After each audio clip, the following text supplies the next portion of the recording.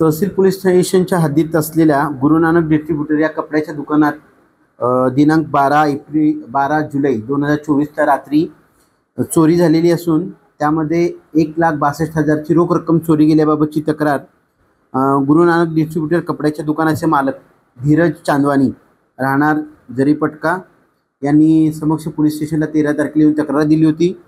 त्यावरून भारतीय न्यायसंहिता कलम 306 325 प्रमाणे अज्ञात आरोपींविरुद्ध गुन्हा दाखल करण्यात आला होता।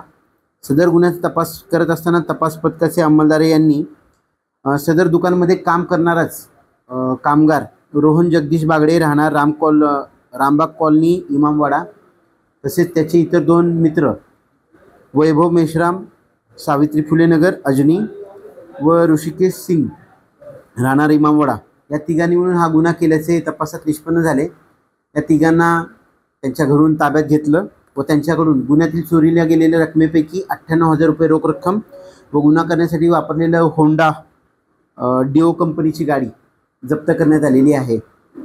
सदर गुन्ह्यात काल दिनांक 14 रोजी आरोपींना अटक करण्यात आलेली। आज आरोपींना न्यायालयात हजर करून त्यांची पोलीस कस्टडी रिमांड मंजूर करून घेऊन पुढील तपास करत आहोत। सदर गुन्ह्यात 1,62,000 रुपये कॅश चोरीला गेली होती। आतापर्यंत सदर गुन्ह्यात 98,000 रुपये रोख रक्कम जप्त करण्यात आलेली आहे। दुकानात मालक जे आहे दुकानात पैसे ठेवून जातात या इन्फॉर्मेशनच्या आधारावर त्या दुकानात काम करणारा जो मुलगा आहे रोहन बागडे यांनी त्याच्या 2 साथीदारांसोबत मिळून चोरी केलेली होती।